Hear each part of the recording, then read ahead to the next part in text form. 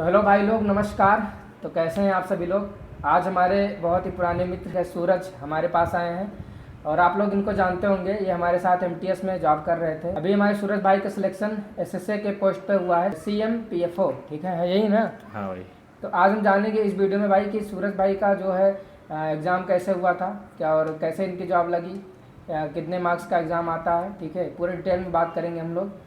तो सूरज भाई आप बताइए कि एसएसए के बारे में आप बताइए। थैंक यू भाई विनोद भाई इंट्रो के लिए और अपने वीडियो में शामिल करने के लिए। जैसे आपको पता है कि मैं विनोद भाई का कलीग था यहाँ पे जियोलॉजिकल सर्वे ऑफ इंडिया। मैंने एमटीएस के पोस्ट पे 15 महीने काम किया था। लेकिन इसी बीच मतलब जनवरी में एक नोटिफिकेशन आया था। जो मेरी भर्ती हुई वो बहुत ट्रेडिशनल नहीं है। इसकी जो नोटिफिकेशन आया था जनवरी 2023 में आया था। ये बेसिकली क्या रहता है, जैसे आप सीजीएल फॉर्म भरते होंगे पहले, तो उसमें एक ऑप्शन देते हैं कि आपको अपने जो मार्क्स हैं वो डिस्क्लोज करने हैं कि नहीं दूसरे डिपार्टमेंट्स के लिए। तो उसमें यस टिक किया था। तो उसमें मतलब सीएमपीएफओ ने ये नोटिफिकेशन निकाला था कि ऐसे जो कैंडिडेट्स हैं जो सीजीएल 23 का जिन्होंने मेंस दिया और जो रिकमेंड नहीं हुए हैं वो इस फॉर्म को भर सकते हैं। तो उस समय मैंने भरा, आपके वीडियो के माध्यम से पता चला था उस वैकेंसी के बारे में भी।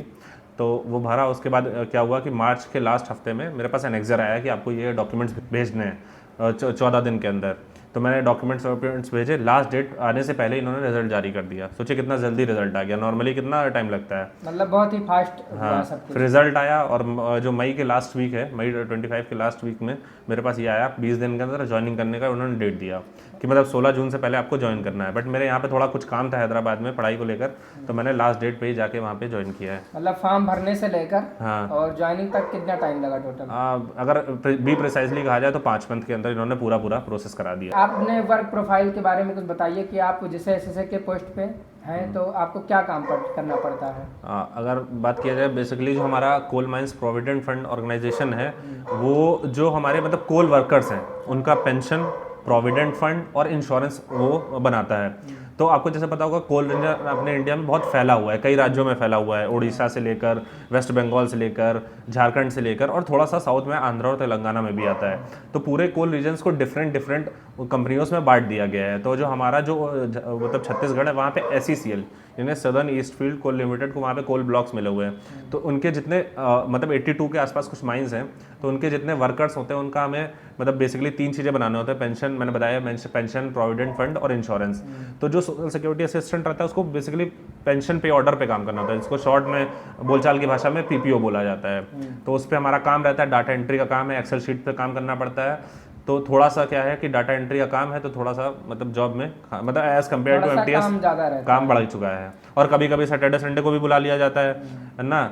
तो मतलब उसमें ये रहता है कि सैटरडे संडे को बुलाया गया है तो उसके बदले में आपको एक CPL दी जाती है जो आप 1 मंथ तक मतलब वैलिड रहती है, आप उसको यूज़ कर सकते हैं। मतलब एक छुट्टी आपको एक्स्ट्रा मिल जाता है अगर आप सैटरडे को आते हैं तो। हाँ, सैटरडे उस मंथ में आप कभी भी यूज़ कर सकते हैं। 30 डेज के अंदर आपको यूज़ करनी होती है। इसका DB आपका कुछ प्रोसेस हुआ तो DB का प्रोसेस बताइए। इसका DB कैसे आपने करवाया? DB तो नहीं कहेंगे क्योंकि उन्होंने जब फॉर्म इनवाइट किए थे, एप्लीकेशन इनवाइट किए थे, तो उसी समय हमारा 10th 12th SSC का एप्लीकेशन, मतलब 23 CGL 23 का एप्लीकेशन और जो मार्क्स थे और क्या बोलते हैं उसको मतलब मार्क्स थे और जो रिजल्ट में रोल नंबर था वो सब भरवा लिया था उन्होंने उसी समय। तो एक तरह से उन्होंने जो डॉक्यूमेंट की ऑनलाइन कॉपीज थी उनके पास थी पहले से, उसके बेसिस पर उन्होंने लिस्ट प्रिपेयर की और एनेक्सर भेज दिए संभावित कैंडिडेट्स को, जितनी सीट्स थी उनको भेजा और साथ में एक वेटिंग लिस्ट भी प्रिपेयर की। ये काम इन्होंने 2 महीने के भीतर किया और रिजल्ट पब्लिश कर दिया।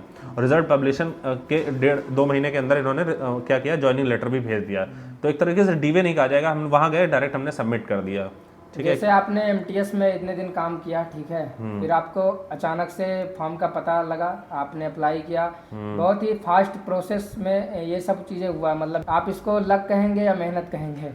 लक तो नहीं कहेंगे। बेसिकली क्या रहता है कि आप मतलब जैसे जब तैयारी करना शुरू करते हैं स्टूडेंट, तो मेहनत तो मोस्टली लोग करते ही हैं, मेहनत करते हैं। लेकिन आपको क्या होता है, कनेक्टेड रहना आज के समय बहुत जरूरी है। केवल आपको खुद को नहीं देखना, दूसरे लोगों को भी देखना है। और सूचनाएं जो है, जैसे मुझे पता चला इस फॉर्म के बारे में, ऐसा ही सेम प्रोसेस CGL 22 के लिए हुआ था। उस समय मेरे मार्क्स अच्छे थे लेकिन पता ही नहीं चला। लेकिन 23 में क्या करते हैं, लकली नहीं पर इन्फॉर्म रहने की वजह से पता चला, आपके ग्रुप के माध्यम से सूचना मिली, तो इससे सिलेक्शन में क्या हुआ, आसानी हुआ।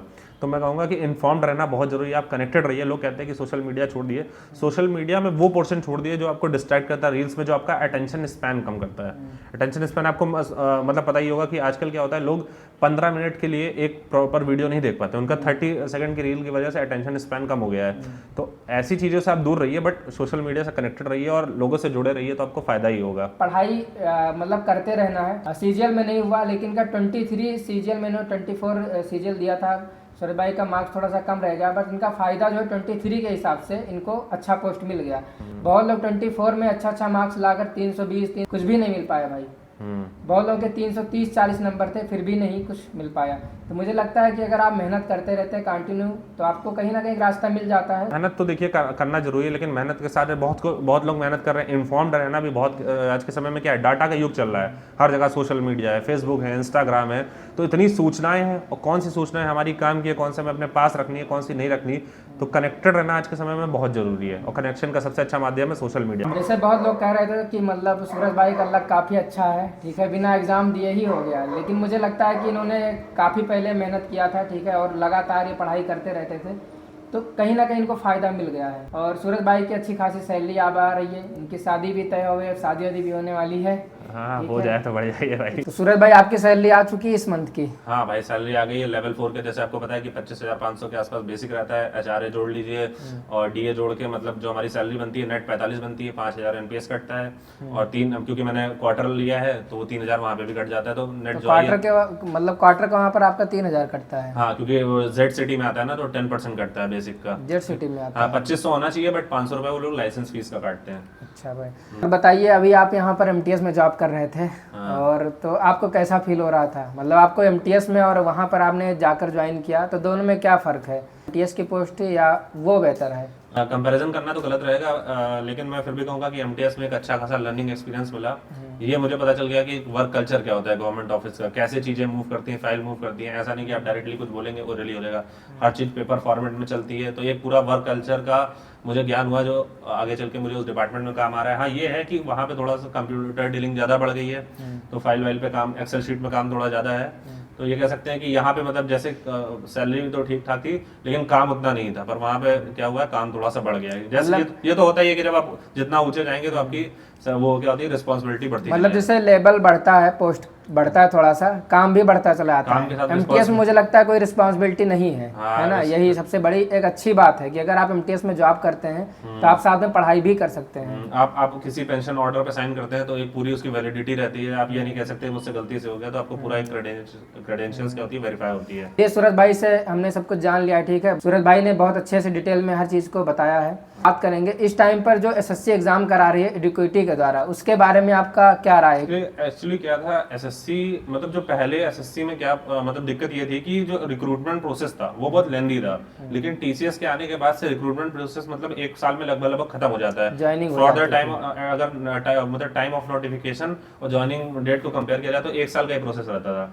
लेकिन जो बीच कोई भी सिस्टम रहता है उसमें थोड़ी सी कमी आती है। तो बेसिकली जो कमी थी टीसीएस में, ये कमी थी कि एक तो उनके पास मतलब वेटिंग लिस्ट का सिस्टम नहीं था। क्या होता था कि जो रिपीटर्स थे हर साल वो सीट खराब कर रहे थे। तो पहला रिफॉर्म जो चाहिए था ये चाहिए था, और दूसरा चाहिए था कि जो मतलब स्टेट प्रेफरेंस अगर वो भरवा लेते तो रिपीटर्स भी क्या होता सीट ना खराब करते थे। तो बेसिकली यही 2 रिफॉर्म्स थे जहां तक कि मुझे याद है। लेकिन जो इन्होंने रिफॉर्म्स पकड़ा है वो उन्होंने क्या पकड़ा है, टेंडर ही चेंज कर दिया। तो टेंडर चेंज की तो कभी बात ही नहीं थी। तो मुझे तो लगता है कि जो टेंडर चेंज हुआ सबसे बड़ी उसी से दिक्कत आई है, क्योंकि पुराना जो टीसीएस था बढ़िया, मैंने जितने भी एग्जाम दिए थे स्मूथली कंडक्ट हुए, कभी भी सर्वर का इशू नहीं हुआ। तो हमें तो मतलब ये एडवोकेटी तो समझ में आ ही नहीं रहा। आपने सुना होगा मध्य प्रदेश में करा दी थी, कैसे कैसे घोटाले हुए व्यापक में। तो इसको तो हटाया जाना ही चाहिए, क्योंकि बच्चों के कई साल इसमें खराब हो रहे हैं। स्टेनो के पहले दिन ही, ठीक है, पूरा मामला खराब हो गया, मतलब एग्जाम अच्छा नहीं गया है। और हमें लगता है कि सीजीएल भी एग्जाम अच्छे से नहीं करवा पाएंगे, ठीक है। मुझे लग रहा है गोली ही दे रहे हैं एक हिसाब से। और क्या गोली तो सीजीएल के बारे में आप क्या कहना चाहेंगे? मतलब पोस्टपोन होना चाहिए या नहीं होना चाहिए? इस इंफ्रास्ट्रक्चर के साथ तो डेफिनेटली पोस्टपोन होना चाहिए, बिल्कुल नहीं कंटिन्यू होना चाहिए। अगर मतलब इनको करवाना ही है तो शायद मुझे लग रहा है गो बैक टू टीसीएस, यही नारा होगा जो गांधी जी ने दिया था कुछ इसी से। भाई एक कोई भी एग्जाम होता है उसमें अलग अलग स्टेक होल्डर्स होते हैं। जैसे हमारा एसएससी का एग्जाम है उसमें स्टूडेंट्स हैं, टीचर्स हैं, एक स्टाफ सिलेक्शन कमीशन है, और एक जो टेंडर है। इन सबको एकदम एक टेबल पे आना चाहिए, क्योंकि और ये सब अपनी राय रखेंगे। जिस तरह से मतलब मांगे हैं, ये सबको पता है क्या चाहिए, उनको भी क्या दिक्कत है राय अगर तो जैसे रख चुके हैं इन्होंने, बातचीत भी किया, लेकिन अभी तक कुछ भी सुधार नहीं आया है। ठीक है, कुल मिला के एक बार अभी और बात करना चाहिए। वो तो करेगा ही, करना ही पड़ेगा, क्योंकि करना तो पड़ेगा, ऐसे तो काम नहीं चलेगा ना। क्योंकि जब टीचर लग गए हैं, ऐसा कहा भी जाता है, चाणक्य ने कहा है कि जो शिक्षक की गोद में ही प्रलय और निर्माण दोनों होते हैं। जब शिक्षक रोड पे उतर आए हैं तो कुछ ना कुछ तो होगा ही, मुझे लग रहा है, पूरी उम्मीद है। चलिए, सूरज भाई से काफ़ी लंबी बात हुई। ठीक है, काफ़ी कुछ जाना, इनके एक्सपीरियंस के बारे में जाना कि इन्होंने कैसे MTS से लेकर लेवल 4 तक इन्होंने पढ़ाई करते करते अच्छी जॉब ली। इनका भी एक एग्ज़ाम था, AITC कौन सा था? हाँ, CGL पे तो उतना भरोसा मुझे रह ही नहीं गया था। हाँ, तो मैंने airport authority of India ATC का एग्जाम भी दिया है। अगर सब कुछ सही रहा तो देखिए, क्या पता रिजल्ट सूरज अच्छा ही आ भाई के जाए। उसमें मार्क्स बन रहे थे 80-90% के आसपास इनके मार्क्स बन रहे हैं। तो काफ़ी अच्छा इनका एग्ज़ाम दिया था, तो मुझे लगता है उसमें भी इनका सिलेक्शन हो जाएगा। तो मतलब MTS से फिर पोस्ट इनका धीरे धीरे लेवल बढ़ता जा रहा है। उसके बाद भाई UPSC की तैयारी तो कर ही रहे हैं। ठीक है, जरूरी IAS बनेंगे ये। ठीक है, मिलते हैं फिर किसी नेक्स्ट वीडियो में। अभी आज सूरज भाई को जाना है, तो इसलिए फिर कभी आना होगा। कब आना होगा सूरज भाई? 1 साल बाद तो आना ही होगा, देखिए क्या पता। अब 1 साल बाद फिर से इंटरव्यू आएगा। ठीक है, 1 साल बाद ये किस पोस्ट पर होते हैं ये देखना होगा। चलिए भाई, मिलते हैं नेक्स्ट वीडियो में। ठीक है, तब तक के लिए थैंक्स।